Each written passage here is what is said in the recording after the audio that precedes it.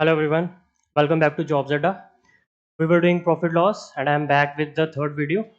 आज हम दो टाइप्स के क्वेश्चन डिस्कस करेंगे जो बिल्कुल मिलते जुलते होते हैं। तो मैं दोनों में डिफरेंस भी बता दूंगा और दोनों को करने का तरीका ऑब्वियसली डिफरेंट है। तो क्वेश्चन की लैंग्वेज में हल्का फर्क रहेगा, वो मैं बता दूंगा कि दोनों में क्या डिफरेंस है। तो जल्दी पहली टाइप स्टार्ट करते हैं। इसमें क्या रहता है कि पहली लाइन में आपको बता देगा कि आर्टिकल को कितने परसेंट प्रॉफिट पे या कितने परसेंट लॉस पे बेच रहा है। जैसे कह रहा है कि an article was sold at 10% profit. फिर had it been purchased at, एक इमेजिनरी सिनेरियो कि अगर ऐसा हुआ होता, अगर उसको 5% कम पे खरीदते और बेचते 110 कम पे, 5% कम पे खरीदते और 110 रुपये कम पे सेल करते, तो प्रॉफिट होता 10% का।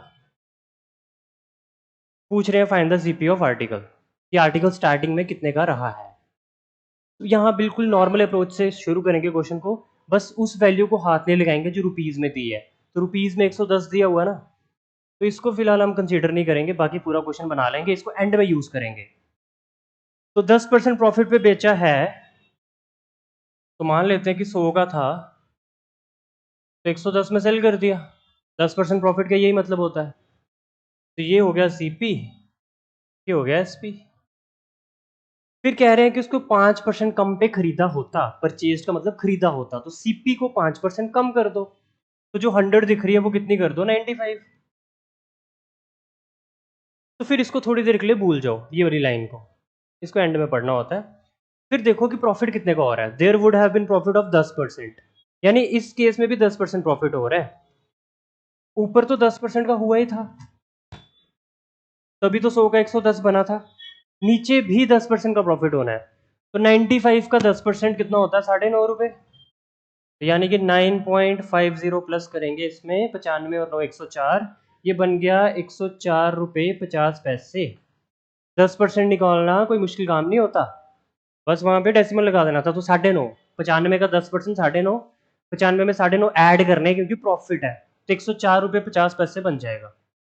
अब उस वैल्यू का यूज करो कि सेलिंग प्राइस कितना कम करना था, 110, जबकि आपको कितना कम दिख रहा है। देखो वो वैल्यू पहले नहीं कंसीडर कर लेनी। सोचो अगर मैं पहले उस वैल्यू को कंसीडर करूं, तो ये सेलिंग प्राइस 110 और 110 कम करूं तो यहाँ तो जीरो हो जाएगा। तो ये तो हमने एज्यूम किया ना वैल्यूज, दैट्स वाई वो 110 का यूज बिगिनिंग में नहीं करना, एंड में करो कि सेलिंग प्राइस 110 कम करना है, जबकि मुझे कितना कम हुआ नजर आ रहा है, 5.5। 110 से कोई चीज 104 रुपये 50 पैसे रह गई है, तो कितनी कम हुई है, 5.5, जबकि क्वेश्चन में कितनी करनी थी, 110।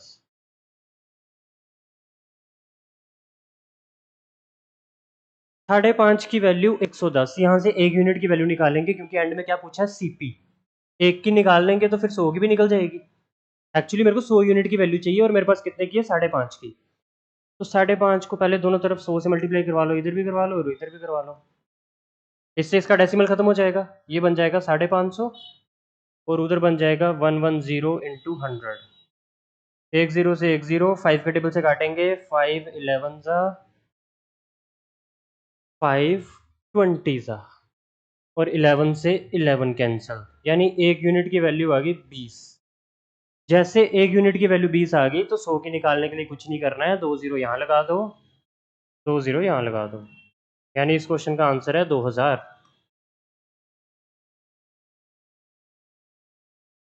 3 से 4 क्वेश्चन हम इसी टाइप पे करेंगे ताकि आपको एक पूरा पता चल जाएगी प्रोसीजर क्या है। लेकिन एक बार सुन लो कि क्या है, कि जो चीज़ें परसेंटेज में दी हैं उनसे पहले डील करना है, यानी सीपी में जो प्रॉफिट हो रहा है वो सीधा लिख देना है, कोई फ्रैक्शन वैल्यू का इस्तेमाल नहीं करना इस टाइप में।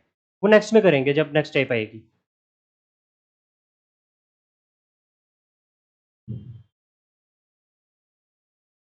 बिल्कुल सिमिलर क्वेश्चन, वैसे ही स्टार्ट करना है। N article was sold eight 15% profit, तो 15% प्रॉफिट है तो सीधा सीधा आप 100 का सामान कितने में बेच दो, 115 में। ये सीपी होता है, ये एसपी होता है। Had it been purchased at 5% more, last question में था 5% लेस, इस बार है 5% मोर, यानी 105 में खरीदो। और फिर इसको भी कंसीडर नहीं करो, ये रुपीज में है। एंड में देखो प्रॉफिट कितने का करवाना है, 10% का। तो 105 पे 10% का प्रॉफिट करवाना है, 105 का 10% होता है 10.5। तो 105 में 10.5 ऐड करोगे तो बन जाएगा 115 रुपये 50 पैसे। 10% का प्रॉफिट करवाना था, 105 का 10% होता है 10.50, तो वो इसमें प्लस करेंगे तो 115 रुपये 50 पैसे बन गया नया सेलिंग प्राइस। मैंने देखा यार सेलिंग प्राइस कितना बढ़ गया, साफ साफ दिख रहा है कितना, 50 पैसा यानी 0.50, जबकि क्वेश्चन में कितना बढ़ा, 6 रुपये। बोला ना कि 6 रुपये महंगा करके बेचना था, तो मेरे मुताबिक 0.50 बना है, क्वेश्चन में दिया है 6। अब ऐसे भी सोच सकते हो आपकी यार आधे की वैल्यू 6 है तो एक की वैल्यू 12 होगी, अगर थोड़ी दिमाग लगा सकते हो, नहीं लगा सकते हो तो कोई दिक्कत नहीं, नॉर्मली करता हूँ मैं, इधर भी 100 से मल्टीप्लाई कर लेते हैं, इधर भी 100 से कर लेते हैं, तो ये बन जाएगा आपका डेसिमल खत्म, ये बन जाएगा 50 और ये बन जाएगा 600। 0 से 0 कट गया, 5 वन ज़ा 5 12 ज़ा, एक की वैल्यू आ गई 12। हमसे एंड में क्या पूछता है, सीपी, तो एक की वैल्यू 12 है तो 100 की कितनी हो जाएगी, 100 की हो जाएगी 1200, तो 1200 इस क्वेश्चन का आंसर है। मजे से हो जाते हैं ये टाइप के क्वेश्चन, लेकिन ये तरीका फॉलो करना आपको, ये नहीं चेंज करना।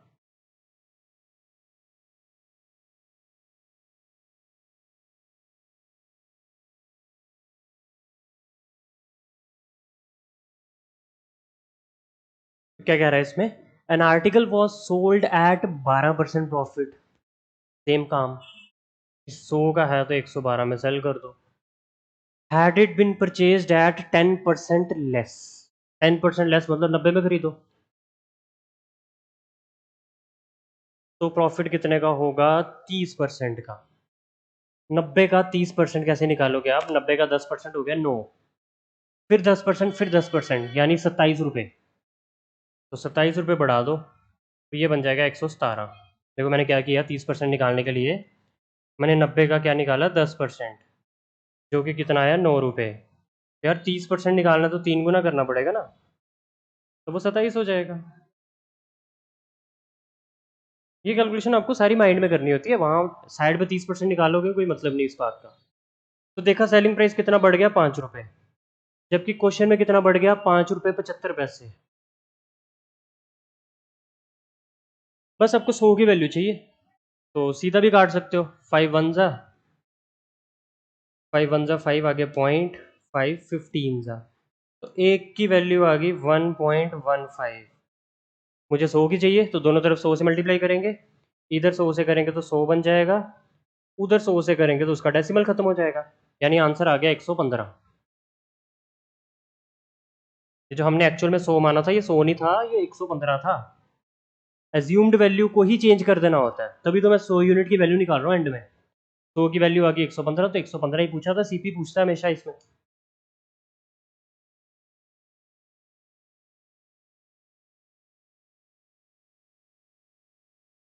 बहुत इजी क्वेश्चन रहते हैं ये, और पेपर में पूछे भी जाते हैं। प्रॉफिट लॉस है इजी चैप्टर है, बस यहाँ वैरायटी बहुत है, मतलब यहाँ पे बहुत टाइप के क्वेश्चन बनते हैं, मेरे पास कम से कम 600-700 क्वेश्चन है प्रॉफिट लॉस के, और सारे अलग अलग टाइप्स के, मतलब एक टाइप के मान लो 5-5 10-10, अब भी कितने वैरायटी के क्वेश्चन बन गए। मतलब इसमें डिसऑनेस्ट मिल्कमैन वाले क्वेश्चन बनते हैं, डिसऑनेस्ट शॉपकीपर वाले बन जाते हैं, और अभी तो मैं डिस्काउंट पे गया ही नहीं, हद से ज़्यादा क्वेश्चन बनते हैं। फिर ऐसे क्वेश्चन बन जाएंगे कि मेरे पास कुछ आर्टिकल्स पड़े हैं, 1/5 मैंने अपने पास रख लिए, इतने उसमें से सड़ गए, फिर इतने मैंने बेच दिए, तो बताओ और कितने बेचूं, कितने परसेंट का प्रॉफिट हो जाए। तो वैरायटी बहुत है चैप्टर में, दैट्स वाई इसको दिन ज़्यादा लगेंगे, अदरवाइज इसको सोच के किया जाए इस चैप्टर को तो ये हो जाता है। ये ऐसा चैप्टर नहीं कि फिक्स्ड अप्रोच से ही होगा, जैसे ये क्वेश्चन मैं इस तरीके से कर रहा हूँ ना, तो मे भी आप किसी और तरीके से भी करो तो आंसर सेम आएगा। A bookseller sells a book at a profit of 10%. If he had bought it at 4% less, 4% कम पे खरीदता तो 96 में खरीदता, तो ही वुड हैव गेन्ड 18 3/4%। अब ये जो परसेंटेज ऑफ प्रॉफिट है ये फ्रैक्शन में आ गया, फ्रैक्शन में आ गया तो इससे साइड पे डील करो। 18 3/4% कैन बी रिटन एज 18 चौक 72 और 3, 75/4% बराबर 75/4 इंटू 100, 25 3 ज़ा 25 4 ज़ा बराबर 3/16, यानी 18 3/4% का मतलब होता है 3/16। सीधा भी बना सकते थे इसको बिना इतना सब किए कि ये 6 1/4 का 3 टाइम्स है, तो 6 1/4 1/16 होता तो 3 टाइम्स है, तो ये 3/16 होगा। अब इस फ्रैक्शन वैल्यू का यूज करना पड़ेगा यहाँ, क्योंकि 18 3/4 से थोड़ा टफ हो जाएगा ये क्वेश्चन, हो जाता है वैसे भी। प्रॉफिट है, गेंड का मतलब प्रॉफिट है ना, 3/16 का प्रॉफिट है, 3/16 के प्रॉफिट को आप कैसे रिप्रेजेंट करोगे कि अगर वो 16 का सामान है तो उस पर 3 का प्रॉफिट हो रहा है, 16 के सामान पे 3 का प्रॉफिट हो रहा है, तो 16 का सामान 19 में बिकेगा ना, यानी 16 का सामान है तो 19 में बेचना है। ये 18 3/4% को मैंने फ्रैक्शंस में रिप्रेजेंट किया तो बन गया 3/16। जैसे 3/16 बना तो आपको उसको समझना आना चाहिए कि 3/16 है क्या। 16 पे 3 का फायदा, 16 पे 3 का फायदा यानी 16 का सामान 19 में बिक गया, तो 16 सीपी वाली साइड, 19 एसपी वाली साइड। बट यहाँ 16 थोड़ी है, यहाँ तो 96 था, वो तो गिवन था ना कि 4% कम पे खरीदना है, तो 16 की जगह आपको 96 करना है। तो बताओ 16 के टेबल में 96 कब आता है, तो 16 का टेबल लिखें अगर, तो 16 32 48 64 80 96, यानी 16 के टेबल में 96 आता है 6 बार, तो ये वैल्यू भी 6 बार हो रही है, तो ये 19 भी 6 बार हो जाएगा, 19 गुना 6 114, यहाँ 114 बनेगा सेलिंग प्राइस। ये पिछले क्वेश्चन से थोड़ा डिफरेंट क्यों है, क्योंकि वहां जो वैल्यू दी है गेन की वो फ्रैक्शन में दी है, और फ्रैक्शन वाली वैल्यू से ऐसे ही डील किया जाता है जैसे मैंने किया। बोलो तो मैं इतना क्वेश्चन फिर से कर देता हूँ, 114 कैसे आया, ये बहुत बच्चों को नहीं समझ आया होगा, तो आराम से करते हैं एक बार। देखो शुरुआत तो सेम है कि a book seller sells a book at a profit of 10%, यानी 100 की किताब है तो 110 में सेल कर देंगे। फिर कह रहा है कि if he had bought it at 4% less, यानी 96। फिर ये नहीं पढ़ना होता ना, ये रुपीज में दिया होता है, तो फ्रेंड में देखना है कि गेन कितना हो रहा है, गेन हो रहा है उसको 18 3/4% का, 18 3/4 is in fraction, fraction value avoid करो, तो कैसे की जाएगी, मैंने अभी चेंज किया था, 18 3/4% को लिखा था 75/4%, फिर परसेंटेज की साइन हटा दो, फिर 25 के टेबल से काटो, 25 3 सा 25 4 सा, ये बन जाता है 3/16। जैसे ये 3/16 बन गया, यहाँ लिख लो कि भाई 3/16 का क्या करवाना है, गेन। 3/16 का गेन तभी संभव है अगर 16 का सामान 19 में बेच दोगे तो 16 का सामान 19 में बेचने को कह रहा है वो क्वेश्चन वाला, लेकिन भाई सामान 16 का नहीं है, सामान 16 का नहीं है, 96 का है, तो 16 की जगह 96 दिख रहा है, यू जस्ट हैव टू सी कि ये बना कैसे, 16 कितने सा 96, तो 16 को 6 से मल्टीप्लाई करना पड़ा, तो भाई ये भी 6 से मल्टीप्लाई होगा, 19 इंटू 6 114। अब हम देख लेते हैं कि सेलिंग प्राइस कितना इंक्रीज हो रहा है, तो कोई चीज 110 से 114 हो रही है, 4 रुपए बढ़ रही है, जबकि क्वेश्चन में कितनी बढ़ रही है, 6 रुपए, 4 की वैल्यू 6, मुझे 4 की नहीं चाहिए, मुझे 100 की चाहिए, तो जब 4 की 6 है तो 2 2 ज़ा 2 3 ज़ा, एक की वैल्यू आ गई 3/2, 2 की 3 है तो एक की 3/2 आ गई ना, मुझे एक की नहीं चाहिए, मुझे 100 की चाहिए, तो यहाँ भी 100 से मल्टीप्लाई, यहाँ भी 100 से मल्टीप्लाई, 2 1 ज़ा 2 50 ज़ा, 50 इंटू 3 150, ये 100 नहीं है, ये एक्चुअल में 150 होगा, 150 इज योर आंसर। घर पे आप ट्राई कर लेना बिना फ्रैक्शन के यूज किए 18.75 से ही, तब भी हो जाएगा, ये 18.75 है अगर ध्यान से देखा जाए तो, बट क्योंकि हम फ्रैक्शंस पढ़ चुके हैं दैट्स वाई मैंने फ्रैक्शन प्रेफर की, और पेपर में अगर इस पे क्वेश्चन बनाना है उसने थोड़ा टफ, तो वो फ्रैक्शन वैल्यू ही देगा, सिंपल वाला तो कोई क्वेश्चन लेवल ही कुछ नहीं है उसका।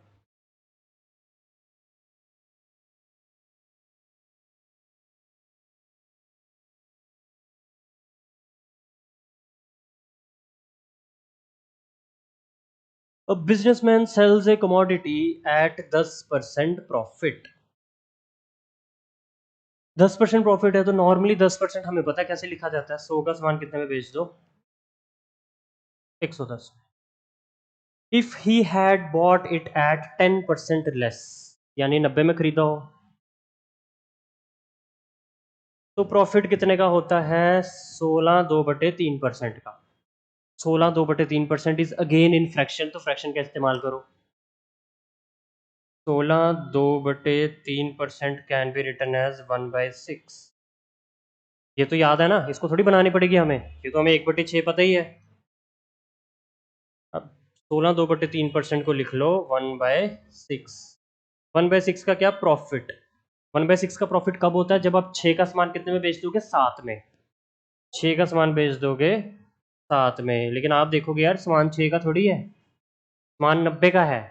अब देखना 6 के टेबल में 90 कब आता है? 6 के टेबल में 90 आता है 15 बार, 15 टाइम्स। तो ये वैल्यू भी क्या हो जाएगी? 15 टाइम्स। 15 सत्ते 105। बड़ा कॉम्प्लिकेटेड काम नहीं है, उल्टा आसान हो जाता है फ्रैक्शन से। ऐसे करना हो दूसरे तरीके से बड़ा टफ हो जाएगा ये क्वेश्चन। देखा यहाँ 6 से 7 बन रहा है, 6 की वैल्यू 90 दी हुई है, 15 गुना 7 का 15 गुना 105। कोई मुश्किल काम नहीं है। फिर देखो सेलिंग प्राइस में कितनी गिरावट आई? 110 से कितना हो गया? 105। 5 रुपये कम हुआ, जबकि क्वेश्चन में कितना कम हुआ? 2 रुपये। 5 की वैल्यू 2, 1 की वैल्यू 2/5। ये 5 की वैल्यू है ना, तो जब 1 की निकालनी है तो ये 5 यहाँ नहीं रहेगा, नीचे चला जाएगा। तो 1 यूनिट की वैल्यू होगी 2/5। मुझे 1 की नहीं चाहिए, मुझे 100 की चाहिए। तो इधर भी 100 और इधर भी 100। 5 1 जा 5 20 जा 20 दूनी 40 रुपये आंसर।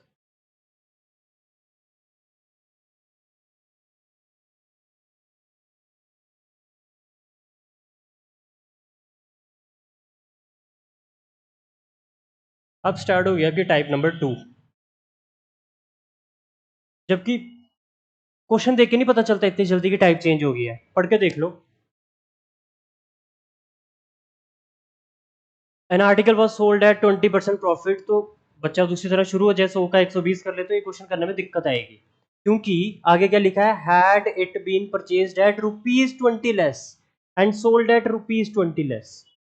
खरीदो भी 20 रुपए कम में, बेचो भी 20 रुपए कम में। तो यहाँ दो वैल्यूज आ गई। अब पिछले क्वेश्चन में एक ही वैल्यू थी सेलिंग प्राइस वाली, यहाँ वैल्यूज कितनी आ गई? दो। जबकि ये चीज पिछली बारी किसमें थी? परसेंटेज में।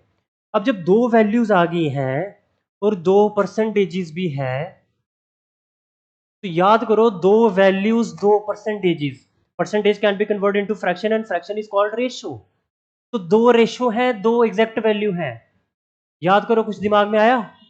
Cross product. तो ये क्वेश्चन क्रॉस प्रोडक्ट से होते हैं जब दो वैल्यूज हो, दो परसेंटेजेस हो। परसेंटेज और रेशियो एक ही बात होती है, कब से बता चुका हूं आपको। तो याद रखना ये वो टाइप नहीं है, ये टाइप चेंज हो गई। और हल्का फर्क ही है क्वेश्चन की लैंग्वेज में। टाइप वाइज पढ़ के यही फायदा होता है कि हमें पता है ये क्वेश्चन की लैंग्वेज आएगी तो ऐसे करना है, ये आएगी तो ऐसे करना है। हमें पेपर में सोचना नहीं पड़ेगा, हम लैंग्वेज पढ़ेंगे और हमें पता है ये क्रॉस प्रोडक्ट से होता है। तो क्रॉस प्रोडक्ट का जरा फॉर्मेट बना लेते हैं।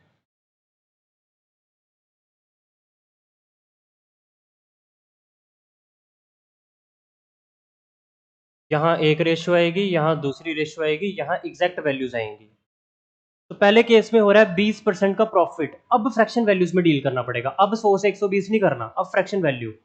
तो 20% होता है 1/5। 1/5 का प्रॉफिट यानी कि 5 का सामान 6 में बिकेगा। ठीक है, 5 का सामान 6 में बिकेगा। ओके है यहां तक? एंड वाली लाइन पढ़ो। There would have been profit of 10% more. 10% more, more word की इंपॉर्टेंस है यहां। यानी कि पहले जितना भी फायदा हो रहा था, अब 10% ज्यादा होगा। तो पहले 20% का हो रहा है, अब 10% ज्यादा होगा, तो कितने परसेंट का हुआ? 30% का। यानी वो 10% मोर ना देके आपको सीधा बोल सकता था कि 30% का प्रॉफिट होगा। तो वो तो सब बच्चे कर लेते, लेकिन पेपर में हो सकता है आप उस मोर वर्ड को ना ध्यान दो, तो आप 10% की फ्रैक्शन वैल्यू बना दो। तो आपने ऐसा नहीं करना, क्वेश्चन बड़े आराम से पढ़ना है। 10% मोर था, किससे मोर था जी? इससे मोर था। तो 20% में 10% बढ़ा दिया तो 30% हुआ ना, तो 30% की फ्रैक्शन वैल्यू चाहिए, जो कि होती है 3/10 का प्रॉफिट, यानी 10 का समान 13 में।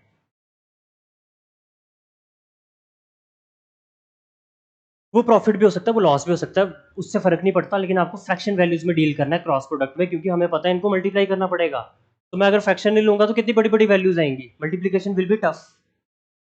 अब यहाँ यहाँ वैल्यूज लिखनी है दोनों, तो सीपी भी 20 रुपए कम, एसपी भी 20 रुपए कम।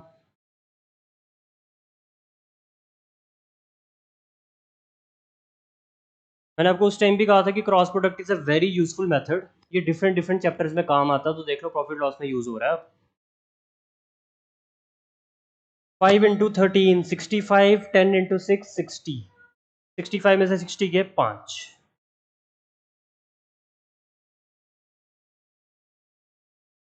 20 इंटू 10 200, 20 इंटू 13 260, 260 में से 200 गए 60, 5 की वैल्यू 60। हमसे एंड में क्या पूछा है, find the CP of article. तो भैया सीपी कितना दिख रहा है आपको, आपको सीपी दिख भी 5 रहा है और आपके पास 5 की वैल्यू आ चुकी है, तो मैं 1 यूनिट की वैल्यू नहीं निकालूंगा, यहाँ पे कोई मतलब ही नहीं है उस बात का। जब सीधी 5 यूनिट की वैल्यू 60 आ चुकी है तो भाई वही आंसर है। मेरे को चाहिए भी कितने की है, 5 की, निकली भी कितने की है, 5 की, तो ये तो अच्छा हो गया ना, 60 रुपये answer.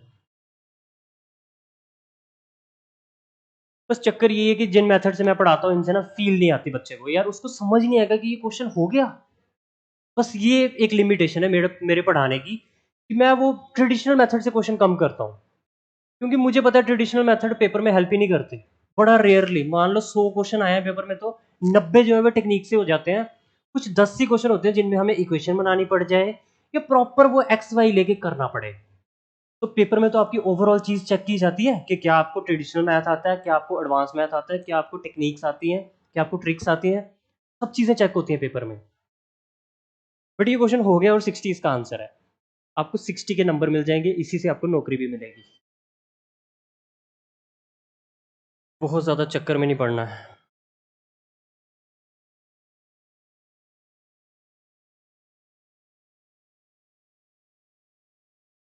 An article was sold at इतने % profit. Had it been purchased at 20 less, sold at 10 less, there would been profit of 10% more, 5% more, जो भी है सेम लैंग्वेज है ना। बस ये समझ आना कि रुपीज में कितनी वैल्यूज है, 2, तो क्रॉस प्रोडक्ट लग जाना है।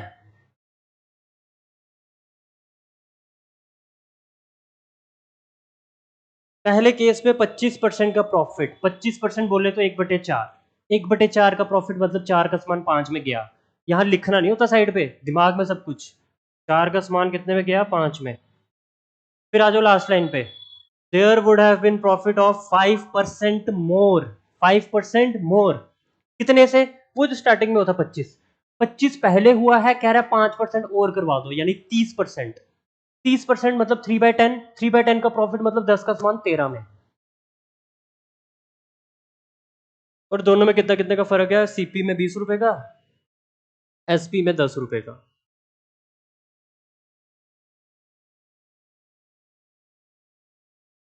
13 4 सा 52, 10 5 सा 50, 52 में से 50 के 2,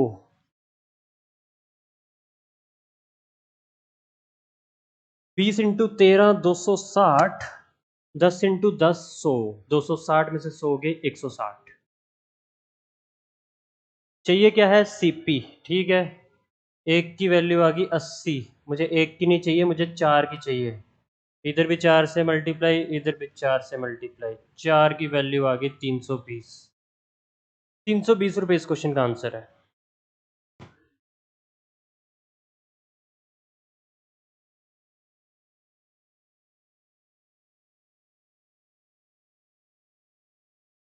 खुद ही करते जाओ अब, मुझे नहीं लगता आप फंसोगे किसी भी क्वेश्चन में।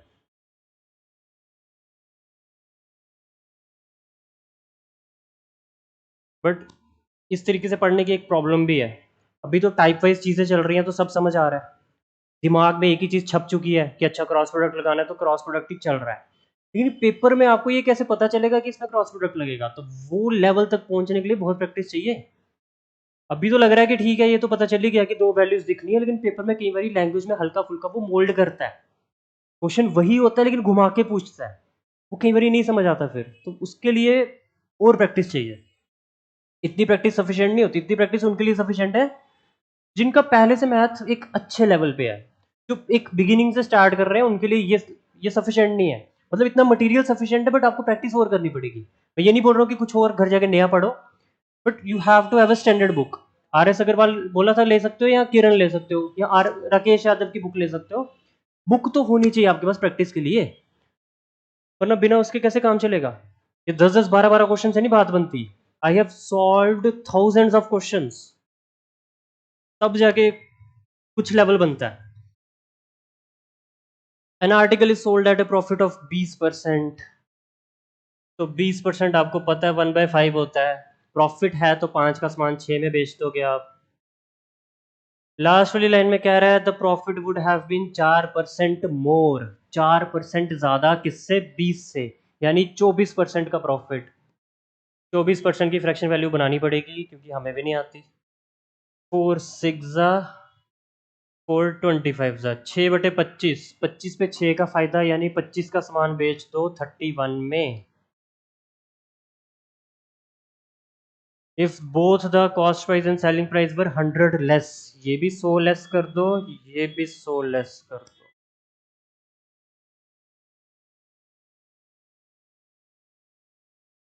25 इंटू 6 150, 31 इंटू 5 155, 155 में से 150 गए 5। 25 इंटू 100 2500, 31 इंटू 100 3100, 3100 में से 25 गए 600। तो 5 की वैल्यू आ गई 600। आपको चाहिए सीपी, और सीपी है भी कितना? 5। तो जब 5 की वैल्यू निकल चुकी है तो 600 आंसर।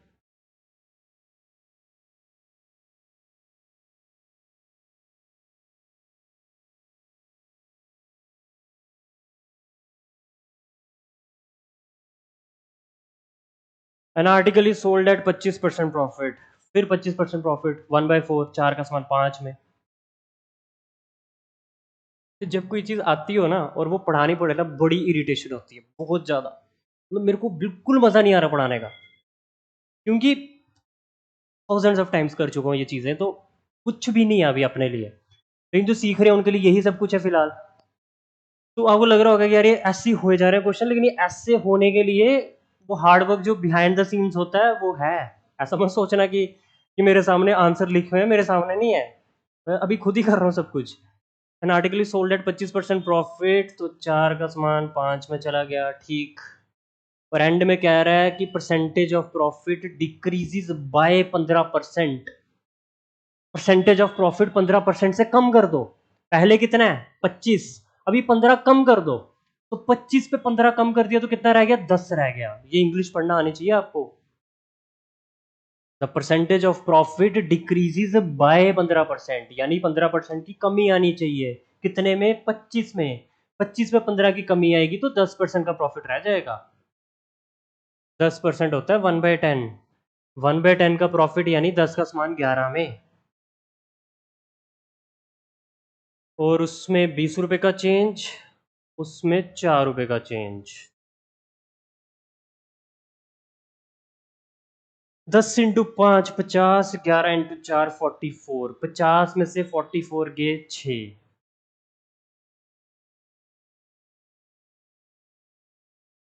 20 इंटू 11 220, 10 इंटू 4 40, 220 में से 40 गए 180। सीपी पूछा होगा, यानी 4 की वैल्यू चाहिए, 6 की है, निकाल लेते हैं। 6 1 जा 6 30 जा, 1 की वैल्यू 30, 4 की कितनी हो जाएगी? 30 गुना 4, 30 गुना 4 120।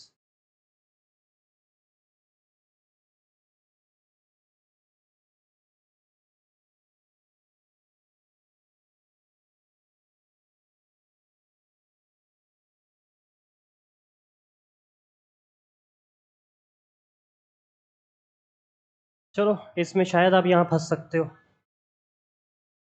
बट फंसना नहीं यहाँ 3 1/3 से। 3 1/3 कुछ नहीं करेगा आपको। An article is sold at 20% profit, ठीक है। 20% प्रॉफिट, 20% 1/5, यानी 5 का समान 6 में। और फिर लास्ट लाइन पे आ जाओ। The percentage of profit decreases bye 3 1/3। 3 1/3 से कम करना है। पहले कितना है? 20।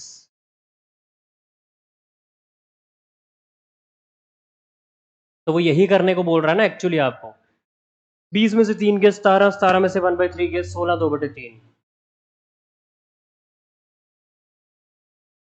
अगर आपसे इतनी जल्दी कैलकुलेशन नहीं हुई है तो आप वो एलसीएम लेके पूरा कर सकते हो।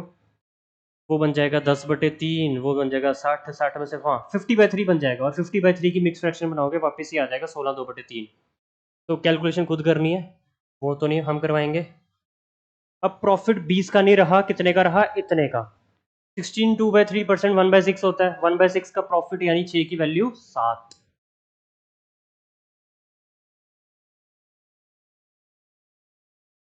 अब वैल्यूज डालनी है नीचे, कितनी कितनी है, 50 और 30। ये ध्यान रखना सीपी के नीचे सीपी की वैल्यू डले। कॉस्ट इंक्रीज करनी 50 से तो कॉस्ट यानी सीपी 50, और सेलिंग प्राइस इंक्रीज करना 30 से तो एसपी के नीचे 30। हो सकता है पेपर में वो आगे पीछे दे दे। पेपर वाले का किसी तरीके से ये मोटिव होता है कि बच्चे का ये क्वेश्चन गलत हो। बिकॉज कॉम्पिटेटिव एग्जाम किस लिए लिए जाते हैं, लोगों को नौकरी देने के लिए नहीं, रिफाइनिंग के लिए, कि जो अनडिजर्विंग है वो बाहर हो जाए। वो ये नहीं चाहते कि पकड़ पकड़ के नौकरी देनी है। तो कभी मत सोचना कि ये जो क्वेश्चन है ये मेरे लिए डिजाइन किया है, मैं इसको ठीक कर सकता हूँ। कर सकते हो, लेकिन फिर भी ध्यान रखना छोटी गलती हो जाती पेपर में। 5 7 जा 35, 6 6 जा 36, 36 में से 35 के एक, 50 गुना 7 350, 30 गुना 6 180, 350 में से 180 के 170। एक की वैल्यू 170 आपको सीपी चाहिए, तो सीपी होता है ये 5 की वैल्यू चाहिए, तो 170 को 5 से कर लो multiply. 17 × 5 = 85, 850, 850 is your answer.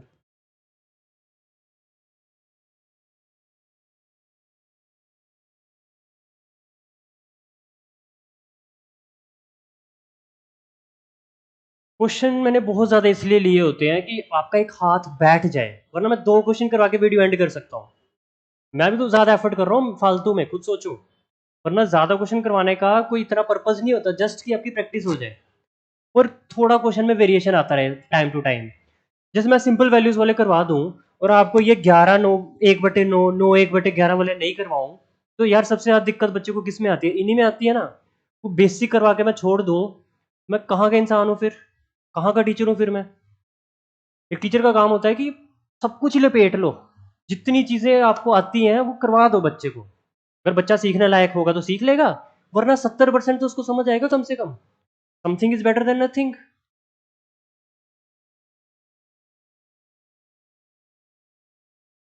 An article was sold at 11 1/9% profit, 11 1/9% profit. इसकी फ्रैक्शन वैल्यू तो आप जानते हो, मैंने कहा था इसकी फ्रैक्शन वैल्यू इसी में छुपी होती है।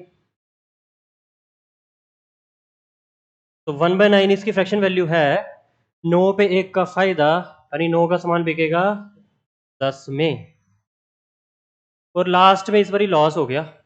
ये प्रॉफिट है, अगला लॉस है, कितने का, 9 1/11% का लॉस। इसकी फ्रैक्शन वैल्यू भी इसी में छुपी होती है, ये रही। लेकिन ये लॉस है, इसको वैसे रिप्रेजेंट करना लॉस के तरीके से, प्रॉफिट मत समझ लेना, ये वर्ड बड़े ध्यान से पढ़ना।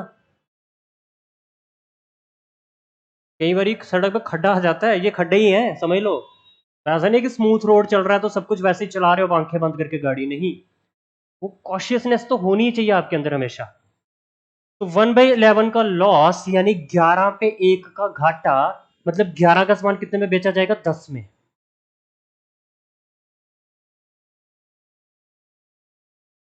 1300 3000, 1300 3000,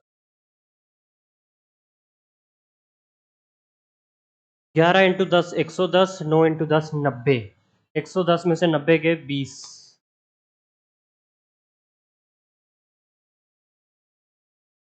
3 × 11 33,000, 13 × 10 ये 13,000, तो 33,000 में से 13,000 के 20,000,